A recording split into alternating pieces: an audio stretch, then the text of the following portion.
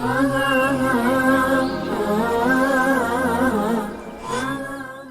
guys, kembali lagi bersama kami di Ashifa Talk.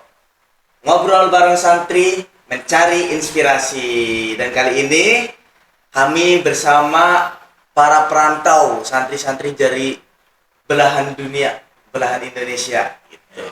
Dan bersama Ustadz siapa? Saya Fajli Fajli, dari mana Kak? dari Nusa Tenggara Timur. Dari Nusa Tenggara Timur guys. NTT. Dan Saya Agung Setiawan. Agus, dari mana Kak? Agung Setiawan. Agung. Iya. Dari mana? Dari Karawang, Jawa Dari Barat. Karawang. Mondoknya di mana? Di Cirebon. Di Cirebon. Kalau masnya? Saya ini jauh dari planet sebelah. Dari mana tuh? Ya, tahu Bekasi nggak, planet Bekasi?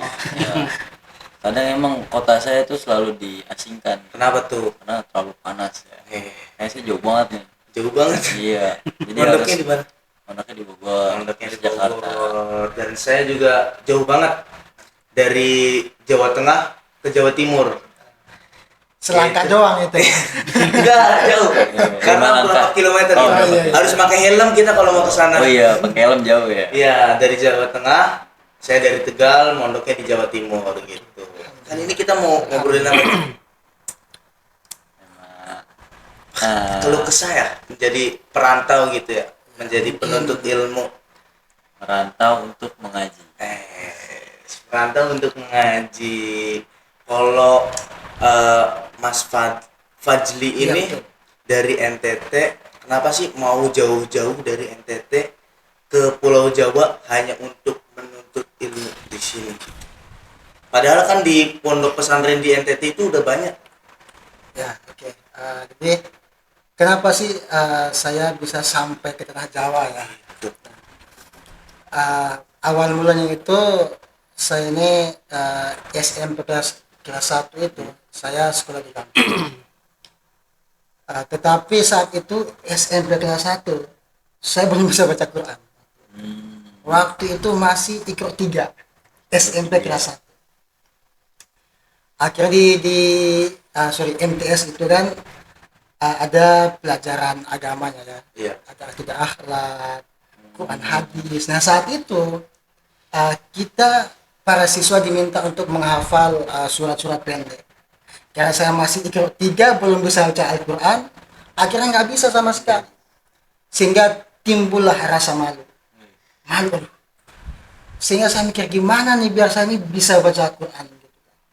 Akhirnya saya teringat sama teman. Dia waktu itu berangkat mondoknya saat SD kelas 3. Nah, kelas 3 SD itu dia berangkat mondok. Akhirnya saya teringat sama dia. Sehingga saya memutuskan untuk mondok saat itu. Dan saya ngambil surat pindahnya pun saya ambil sendiri tanpa orang tua. Seperti itu. Jadi Ya. mondok ini tanpa pengetahuan orang tua atau emang keinginan sendiri? Satu keinginan sendiri, kemudian tetap minta izin sama orang tua. Ya pasti awal mulanya orang tua nggak mengizinkan karena satu jauh, kemudian yang kedua saya anak satu-satunya, anak sematawayang. Dan saat itu saya berangkat bapak saya lagi sakit. Tantangan apa? Iya betul. Tapi memang waktu itu saya punya tekad yang kuat ya, sehingga saya memutuskan untuk berangkat merantau ke tanah Jawa untuk mencari ilmu. Keren banget ya emang. Walaupun bapaknya sedang sakit gitu, karena rasa malu itu ya, berawal dari masa malu ya. Terus Malu nggak bisa baca Quran. nggak bisa baca Quran, nekat ke Pulau Jawa untuk mencari ilmu. Tapi ini malunya baik. Betul, dalam kebaikan. Kalau Mas Agung, Iya. gimana tuh? Kenapa pengen mondok dan ceritanya tuh gimana sih? Oke. Mulainya sih dari MI ya. Jadi Ya. saya kan memang lulusan MI di desa saya Karawang. Jadi sebelum mondok itu, jadi saya tuh punya geng gitu kan. Ih. MI itu. Emang gitu Jadi, ya Mas iya, Edi ya. punya geng-geng gitu kan. Iya kan. Geng, aduh. Dan itu geng itu setiap selesai pelajaran apa namanya sekolah gitu kan. Jadi kita ngumpul di satu tempat gitu kan.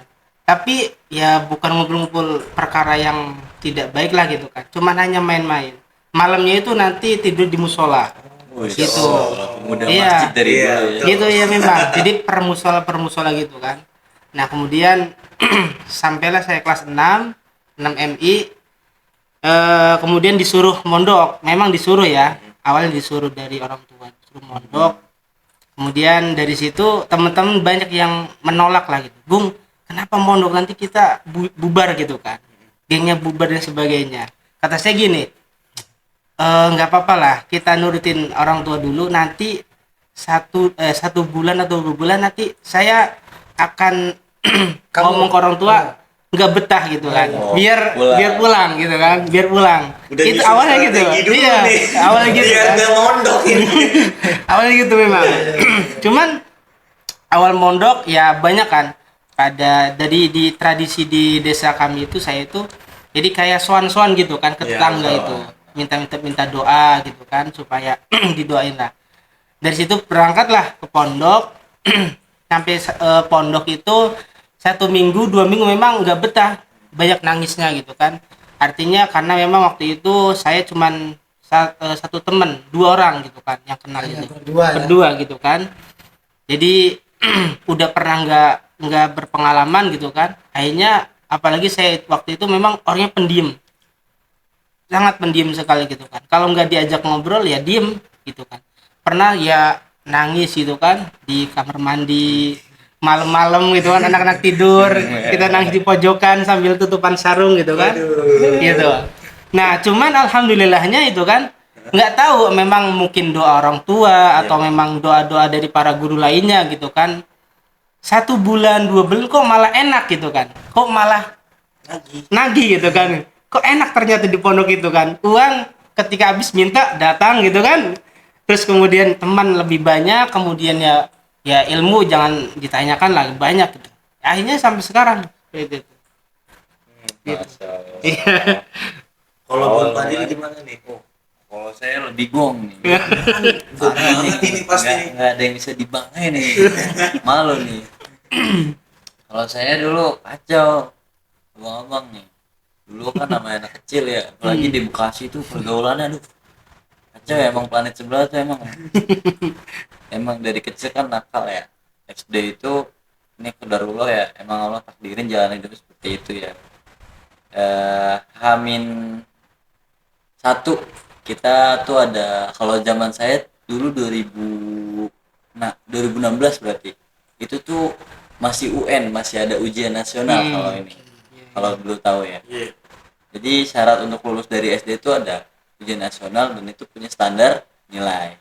Nah, saya tuh alhamdulillah rajin dari kelas 1 sampai kelas 5 dapet ranking terus. Tapi qadarullah pas kelas 6 itu ngikut gengnya kita gitu. Iya. Sekolah. Punya geng juga ini. Ini tapi nakal. Oh, Kalau ini di sekolah. kalau ini remaja masjid. Iya. Kalau geng Mas Fadil apa tuh? Remaja warkop. Saya kecil-kecil udah main ke warkop gitu. Aduh. Main Jadi, petasan nggak? wah main apa aja sih mas, motor segala macam gitu ya. Dulu mah ya namanya anak kecil kagak tahu arah gitu ya, terus ngikutin orang-orang ya, alasannya nyari jati diri lah ya. Apa sekolah orang diserang-serang gitu, kayak zaman Rasul ya, ada perang Badar, perang ini, padahal mah antar sekolah gitu ya, bajunya sama pramuka gitu. Nah qadarullah Hamin 1 jam kita mau mulai UN, itu hari pertama day one kita mau ujian nasional, itu kan ada briefing dulu ya dari guru, kayak upacara sebentar gitu. Kita nggak ikut, tau nggak itu kemana? Nyerang SD sebelah.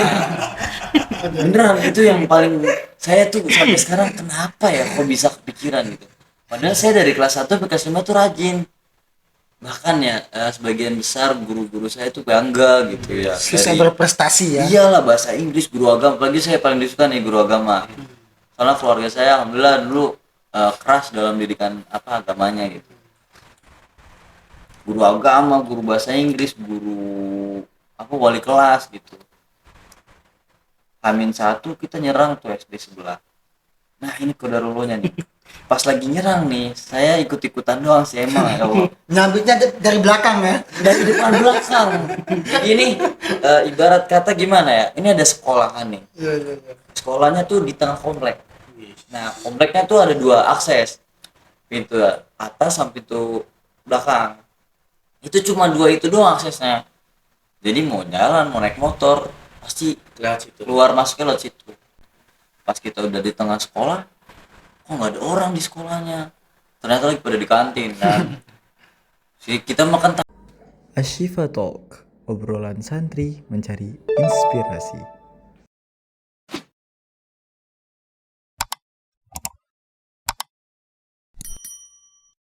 takut ya ikut-ikutan doang ya. Tapi nah jagoannya kok masuk berani ya ke sekolah orang ya.